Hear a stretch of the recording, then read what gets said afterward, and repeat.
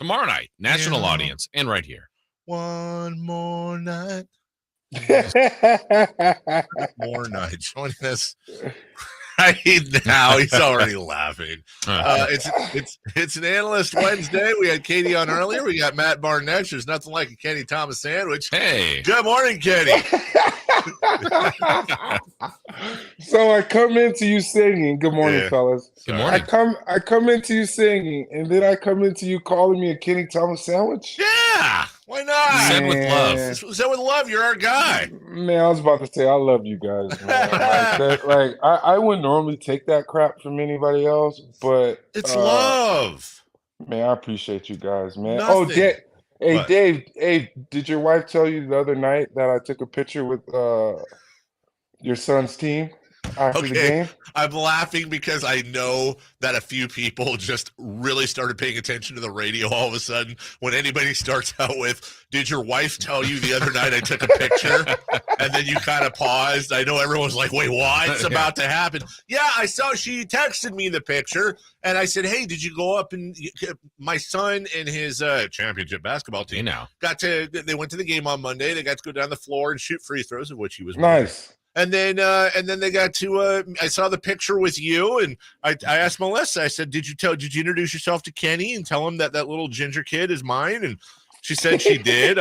She's kind of shy, so I don't know. But thank you for doing that. Yeah, man, it's been a while because last time I saw her, I think it was when you guys came into El Rey when I had the restaurant. Yes, right? Yeah. Yes.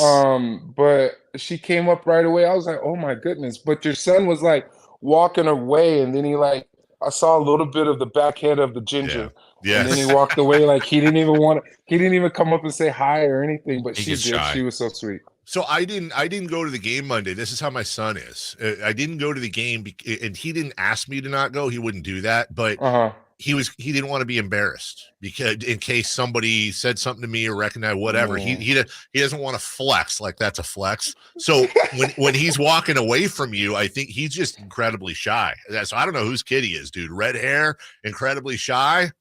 I totally get it. I get it because man, you guys are not gonna believe this, but I'm a shy, quiet kid myself. But hey, I'm not buying it. What's up, Jason? How you doing, bud? I'm doing great, Kenny. I think we're all doing great. We secretly, quietly, maybe in a quiet voice last night, we were rooting for the Lakers, and it worked out. The Kings are the 2 seed. How did this happen, Kenny Thomas? It was only a one game root for the Lakers. Okay? That's right. That's it. Just one. So, man, that was great. The fact that they're tied for second right now. No, I think they're actually like in second, right? Yes. Yeah. Yes. Even though the standings are like tied or whatnot, but I think the Kings have the advantage, obviously, because they're in second. But man, I saw that this morning. I got all excited because I've been saying on the show a lot that we're not looking back. I say we, even though I'm not playing, but I feel like I'm a part of the team now. Yeah, there's nothing wrong with that. But at the same time, I think the Kings can elevate themselves, which they have, and to get into that second spot, because as we know, Denver's going to conquer the number 1 seed, especially with the limited amount of games left, right? But the way the Kings are playing now at home, being like 20-13, and at the same time having a great road record, they are setting themselves up for success because they're getting ready for the postseason, which is what Mike Brown's been talking about, because something unbelievably bad would have to happen for them to not make the playoffs, even the play-in tournament, right? Because nothing's guaranteed. But I'm excited for them, man. I'm looking forward to being part of playoff basketball again because I'm doing the TV show and everything. And I'm having fun this year because last year was bad.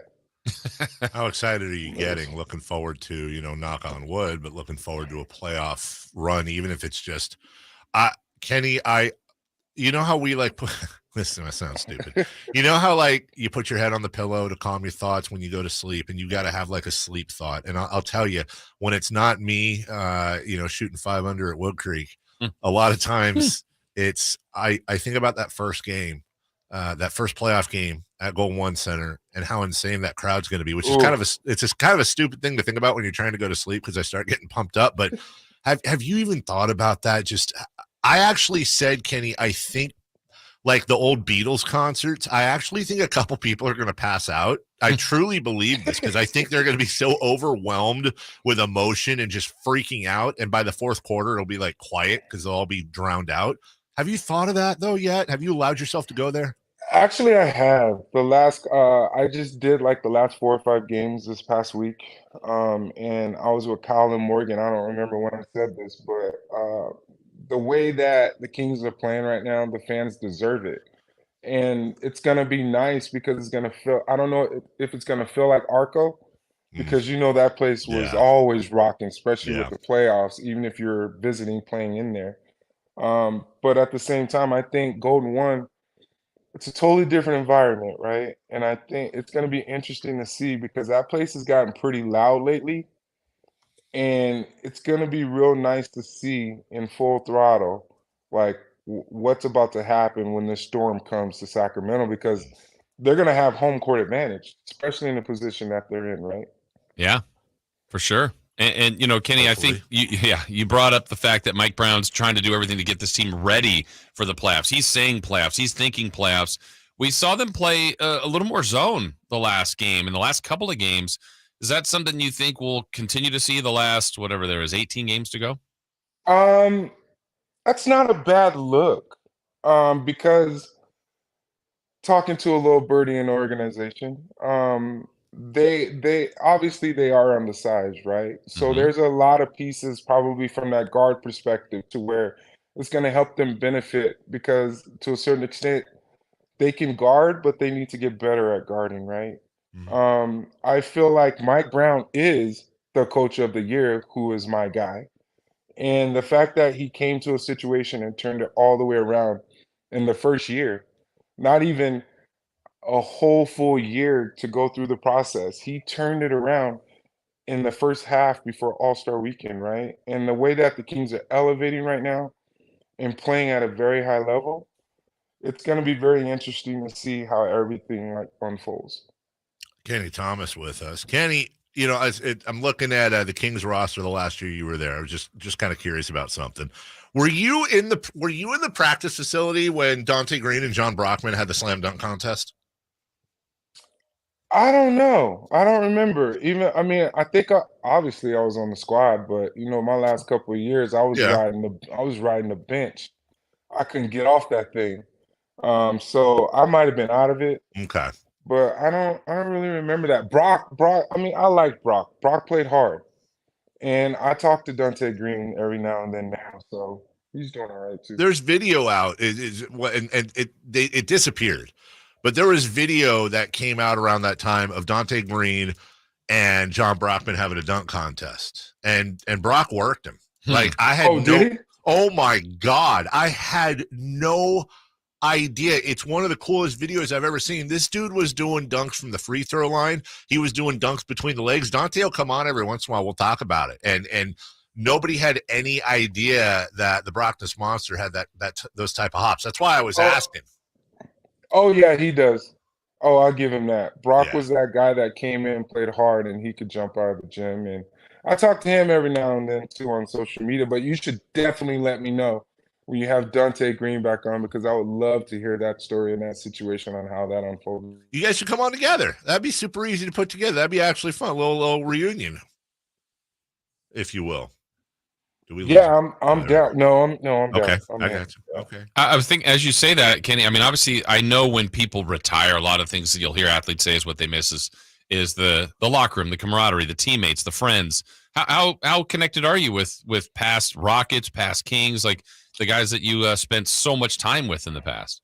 You know what, man? I was at All-Star Weekend in Utah, and I haven't gone to one in a while.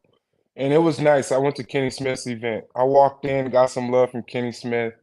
There's a lot of big name people there, man, from the standpoint of Gary Payton, uh, Paul Pierce, um, Kenyon Martin. And then I was able to go to Vivek's lunch and I saw Shaq there, took a picture with him. Saw Rich Paul. Uh, it's just a lot going on, and it felt good being back in that environment because I haven't been for a while, even though I have access from doing NBC and doing the Kings games, right? but it's just different. I feel like um, there's a lot of guys that are kind of doing their own thing and they have their own little circles, right? But I still talk to Steve Francis.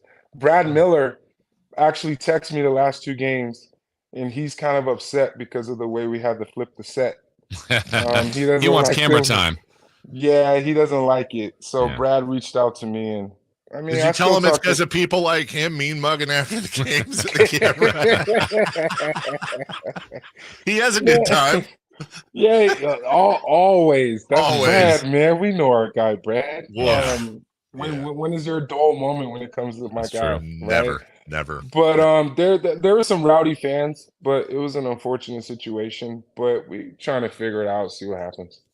Was that the brunch you're talking about? Vivek's brunch? What is that place? HSL in Salt Lake? Yes, Dude, man. I keep hearing about this thing. Like that, Man, it was awesome. everybody was in there. DK Metcalf was in there. Yeah. Wow. Shoot, man. Rich Paul hooked me up. He gave me his number. He's like, "Can he reach out? Like, let me know what's Man, up." you better reach out. Trust me, I already have. I bet. How many decks have you sent, Rich? Nah, man. Hey, I'm trying to ease my way in Right. there, bro. Smart play. Yeah, I mean, you gotta be patient, man. I'm on TV now, man. I hear you. And I'm able to be on the radio with you guys, which is also an honor. I appreciate That's our you guys. honor. But all ours. man, I'm excited, man, because there's a lot going on in Sacramento. I just love the hype that's happening because there's about 14, 15 years it was like really bad. Yeah. And I hated it. I hated it. That's not a word. I hated to see it that way, especially with me living in Sac. And Dave, we got to golf, man. Yeah, in like 3 years when it stops raining. It's raining for like the next 10 days, I know, dude. again. Yeah, I know. My spot has snow on it right now. That's snowing up there. Jason, what's going on with you, man? What's up? I'm ready to golf as well. I can go with you guys. I'm inviting myself. Yes. Perfect. Absolutely. Even better. So you guys got to bring that forth, whoever that's going to be. I've told you, maybe it's not for this Rich show. Paul. Maybe it's not for this show, but did I ever tell you about the He story? said Rich Paul. Did I ever tell you about when, and I know we got to go. Did I ever tell you about when I saw it when I was playing with Kenny at Wood Creek and he was playing with the guy who had a really, really cool golf cart? I never told you that story. So we're playing with Kenny, and he's got a buddy who's got this golf cart, and it's like tricked out. It's not tricked out. It's almost like not a surfboard. It's like a scooter, right? Oh, yeah. And I go, hey, how do I get one of those? And he goes, lose your leg. And I went, oh boy. oh my God. I had no idea because of the way the cart was positioned. And thank God he was super cool about it, but I wanted to crawl into the ground. Yeah. And Kenny was just laughing the whole time. I bet he was. He was a big help. I am now. Of course I am. I mean, it was a sick golf cart. I'm not going to lie. Yeah. All right, brother. Appreciate you. Hey, man, I appreciate you guys. See you guys next week. And the people behind the scene, thank you guys so much. I appreciate you guys as well. Hey, thanks for taking care of my wife, Kenny. Man, always. Are you kidding me? Appreciate that. You take She care. was a little scared coming up, but I hooked it up. I appreciate that. We'll All right, you guys. Thank you guys. Thanks, Kenny. Take care. That was just for Chris to isolate. I know. I honestly, that was literally a gift for you guys. Softball.